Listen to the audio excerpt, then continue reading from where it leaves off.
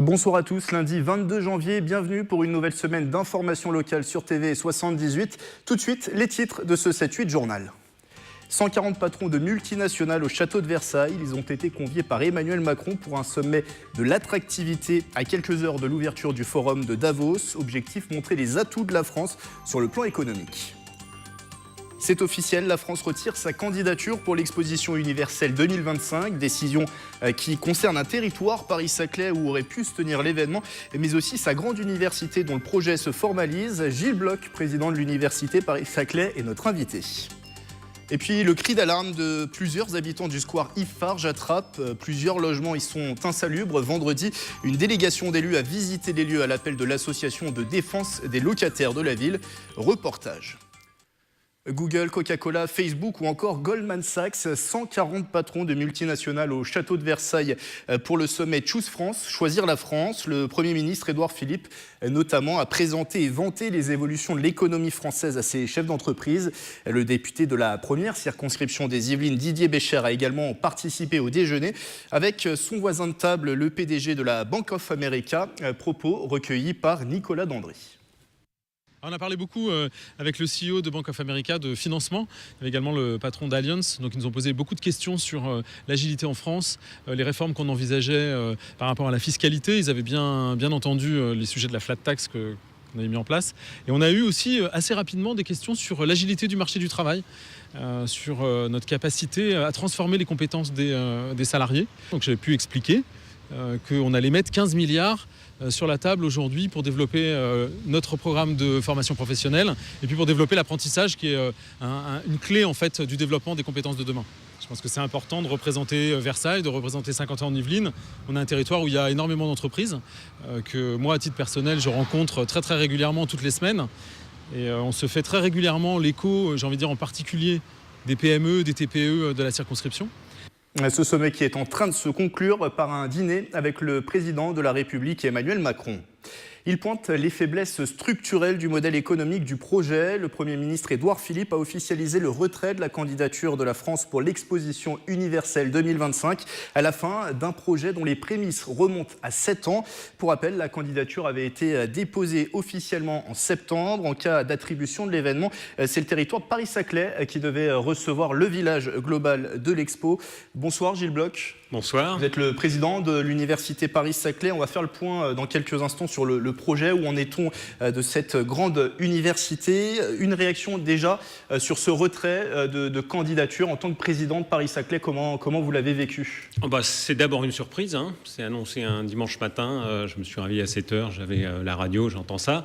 Et puis une déception, parce que l'université Paris-Saclay, ses établissements s'étaient engagés aux côtés des collectivités, aux côtés du GIP, pour défendre cette... Groupement d'intérêt public. Voilà, groupement d'intérêt public. Pour les téléspectateurs. Pour défendre cette candidature, pour lui donner un contenu. Le thème de l'exposition universelle, la connaissance, à partager la planète, à protéger, ça nous parlait énormément. Forcément, ça faisait appel aux universitaires, aux écoles. Parfaitement en phase avec notre identité.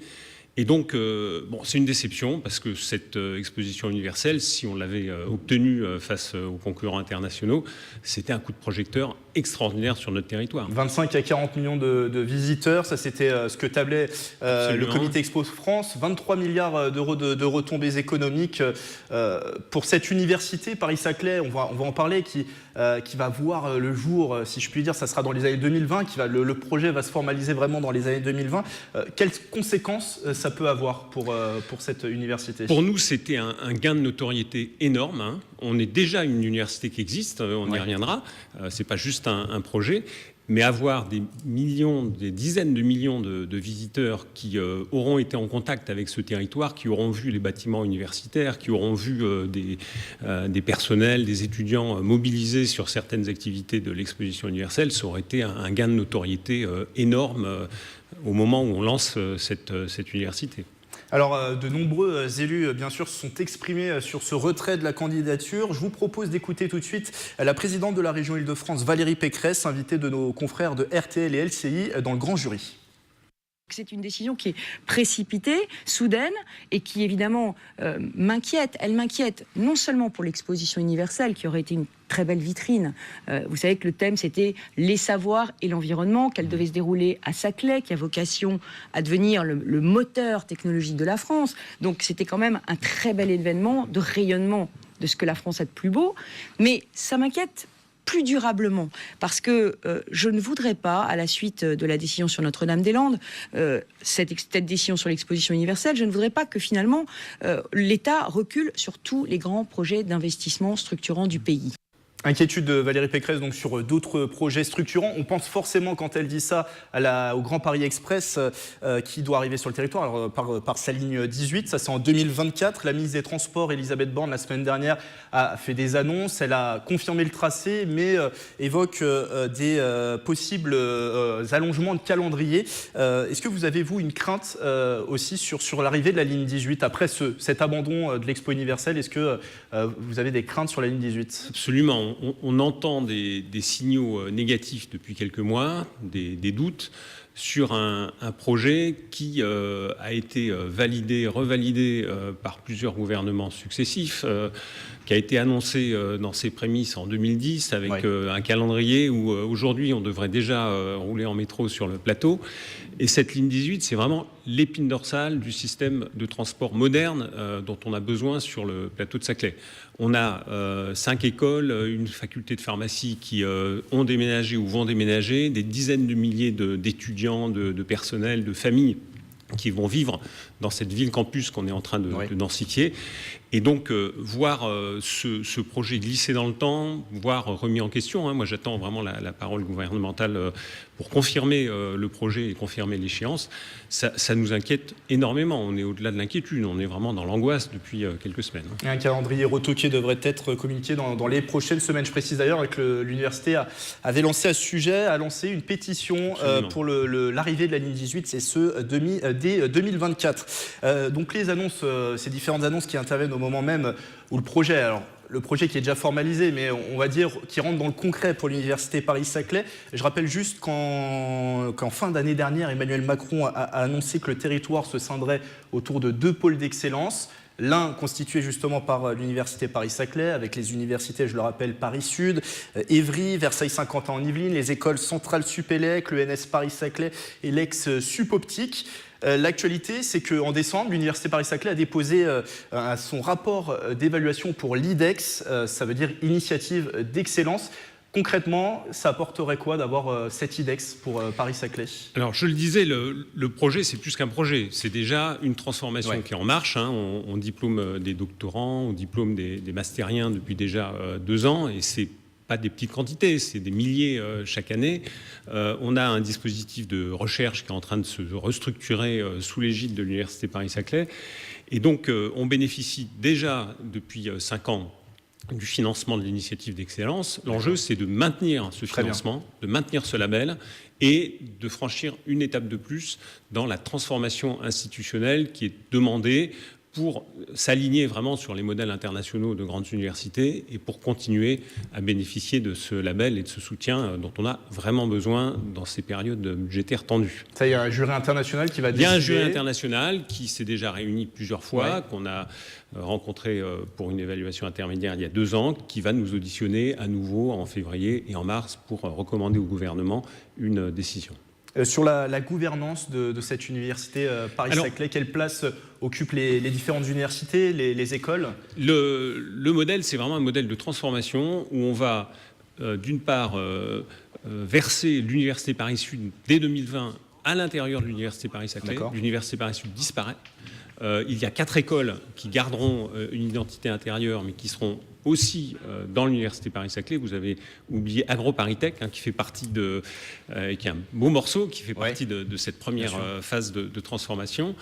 Et donc, tous ces acteurs, avec les 7 organismes de recherche qui nous accompagnent, se sont mis d'accord pour adopter un nouveau modèle de gouvernance avec un équilibre absolument parfait entre élus et nommés dans le conseil d'administration, avec des relations internes entre la gouvernance de tête et les composantes ou les écoles des relations de subsidiarité, de délégation beaucoup plus poussées pour gagner en efficacité.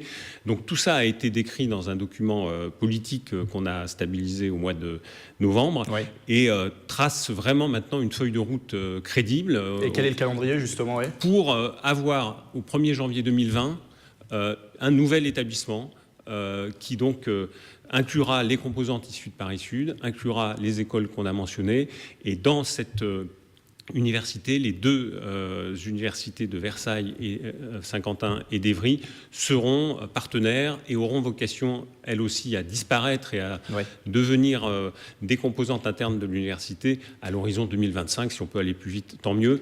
Mais c'est une transformation d'une telle ampleur. On parle quand même toujours de 65 000 étudiants, de 15 000 enseignants-chercheurs et chercheurs, autant de personnel. Donc on est sur une transformation qui doit se faire à l'échelle d'une décennie. Et je précise que vous pouvez retrouver toute l'actualité de l'Université Paris-Saclay sur le site internet qui s'affiche en bas de l'écran. Merci Gilles Bloch d'avoir été avec nous, président de l'Université Paris-Saclay. Ça a été lancé aujourd'hui. Parcoursup, c'est le nom de la nouvelle plateforme pour permettre aux lycéens de s'inscrire pour leurs études. Chaque année, par exemple, à Saint-Quentin, en Yvelines, plus de 18 000 étudiants sont accueillis. Et de nombreux élèves étaient ce week-end au Salon de l'étudiant à Versailles pour leurs recherches. Sujet de Camille Lambert et Nicolas Kirillovitz. Nouveauté cette année pour les lycéens, Parcoursup remplace APB. Dès ce 22 janvier, les élèves doivent maintenant formuler 10 vœux, mais sans les hiérarchiser comme avant. Au Salon de l'étudiant de Versailles, ces changements ne sont pas encore tout à fait clairs pour certains. La réforme s'est décidée rapidement et assez tardivement. Et effectivement, les jeunes sont inquiets, on peut tout à fait le comprendre. Les parents s'inquiètent beaucoup de la procédure préalable, c'est-à-dire de l'inscription. Comment est-ce qu'on fait pour s'inscrire? Comment est-ce qu'on fait pour choisir les vœux avant? Mais ils ne s'inquiètent relativement peu de la procédure après, quand ils auront la réponse. Une nouvelle plateforme censée simplifier les démarches. Le Salon de l'étudiant de Versailles accompagne les lycéens dans leurs recherches. Ils peuvent aussi compter sur leur établissement pour être rassurés. On a une initiation à Parcoursup, on va s'inscrire avec les professeurs.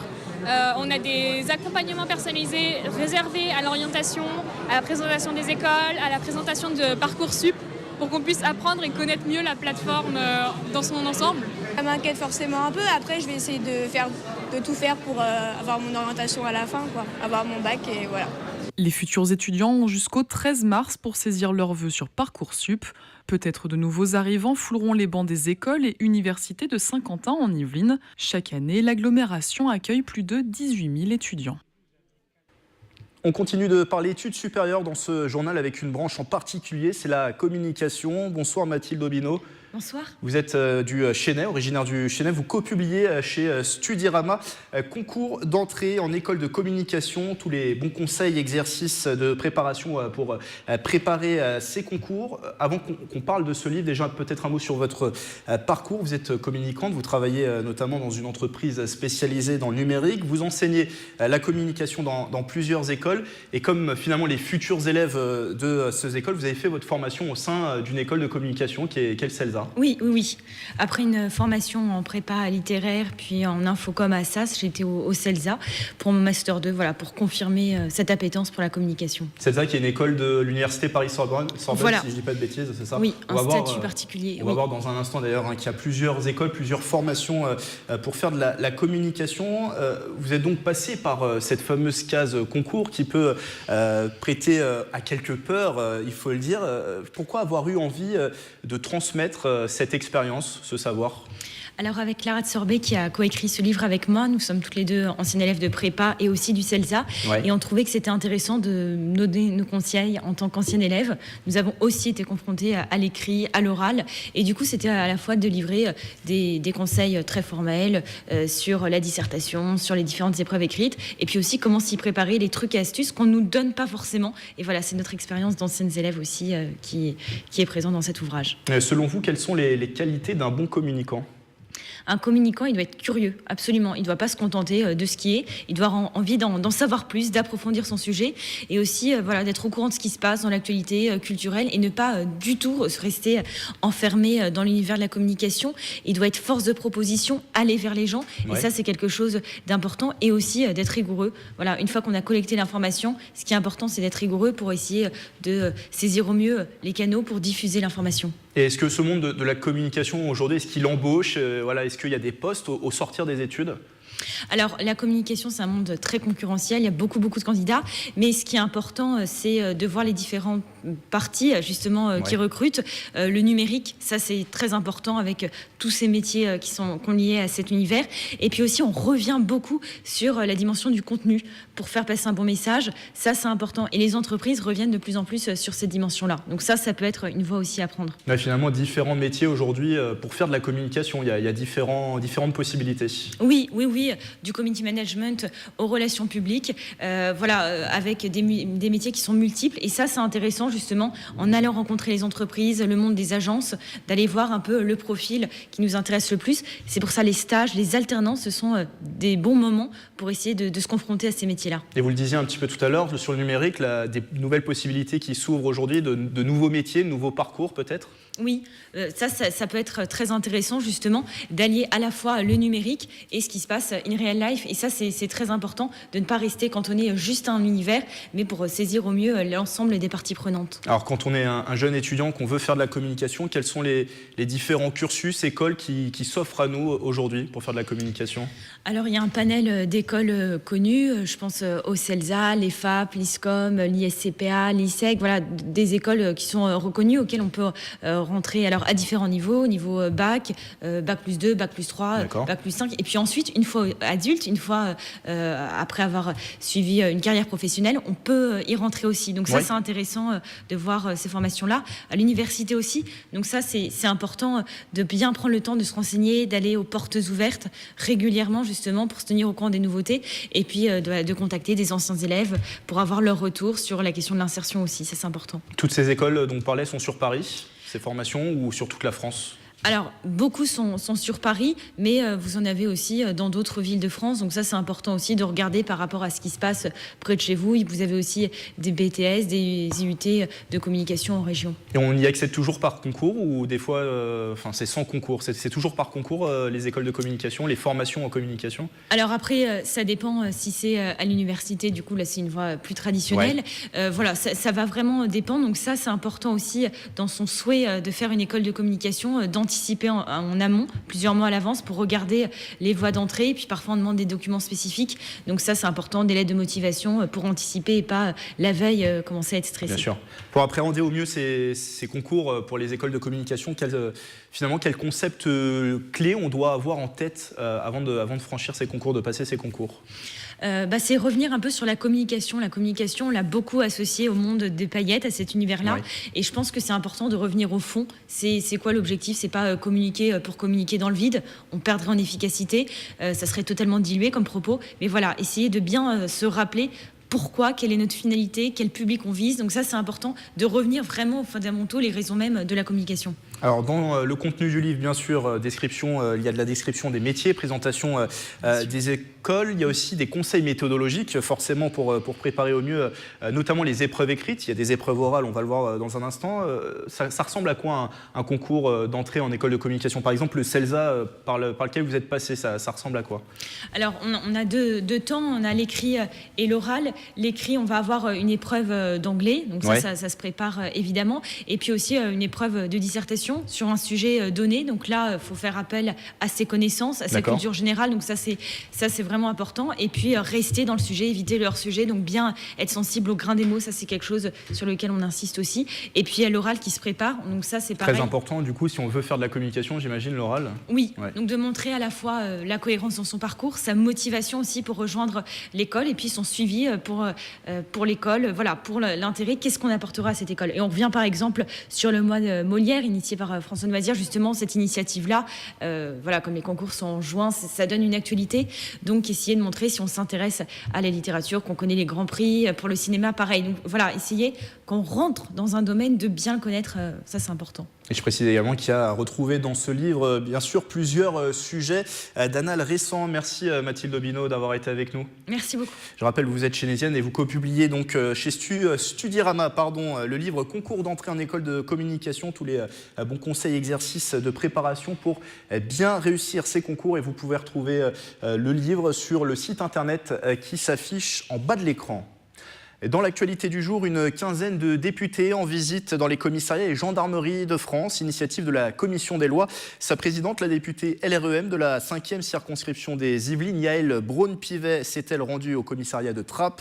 Le but, échanger avec les forces de l'ordre en vue de la préparation de la loi sur j'ai perdu le mot, la loi donc sur la réforme de la procédure pénale, pardon. Et donc voilà, ces déplacements se font dans ce but-là. À Trappes, toujours, l'association de défense des locataires a reçu vendredi une délégation d'élus du conseil régional et du département. Elle a visité des logements insalubres du square Iffarge et les habitants s'inquiètent du problème de l'insalubrité qui concernerait à Trappes 4200 logements. Un reportage de Nicolas Dandry. C'est l'humidité qui nous envahit dans notre appartement et on n'arrive même pas à dormir, surtout quand il y a la pluie. Ce père de famille vit dans cet appartement avec sa femme et ses enfants depuis 1 an. Un logement insalubre, plusieurs dégradations et de l'humidité. Une situation difficile accentuée par la maladie de sa fille atteinte d'un cancer. Nous ne pouvons pas laisser une situation comme celle-là. Alors avec Othmane Nasrou, autour de Valérie Pécresse, au sein de la région, nous allons agir, nous allons mettre la pression grâce à l'association de locataires pour dire que nous ne pouvons plus financer des bailleurs avec des subventions publiques s'ils ne font pas leur travail minimum. Évidemment, l'agglomération, je le crois, a l'intention de continuer elle aussi à jouer son rôle, qui est de faire pression sur un bailleur pour qu'il respecte ses obligations légales. Et c'est triste qu'on ait besoin aujourd'hui, on vient de visiter une famille qui attend depuis 1 an des travaux d'entretien. Ce cas n'est pas isolé. Selon l'association de défense des locataires, 4200 logements seraient touchés par l'insalubrité à Trappes.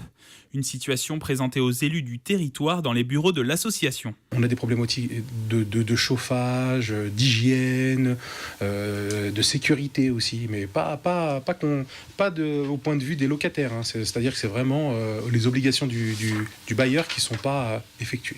Du côté du bailleur social, Valoffice n'a pas donné suite à notre demande d'interview. La société affirme que le dossier est en cours de traitement. À Coignères, plusieurs projets intercommunaux vont fleurir cette année. C'est ce qui ressort du discours du maire Jean-Pierre Sevestre lors de la cérémonie des vœux de la ville vendredi au salon Saint-Exupéry. Un centre aquatique commun avec Morpa et Elancourt et aussi une police pluricommunale dans un premier temps avec Morpa, composée de 15 agents. La police va se mettre en place dès le mois de février. Dès le mois de février, effectivement, nous avons en phase de recrutement, nous avons déjà recruté plusieurs agents qui vont permettre, avec l'équipe existante de Morpa, de constituer une entité Morpa-Coignères et permettre d'avoir des créneaux et des possibilités d'être sur place, d'être visible beaucoup plus fréquemment que ce qui était possible par une entité d'une seule ville.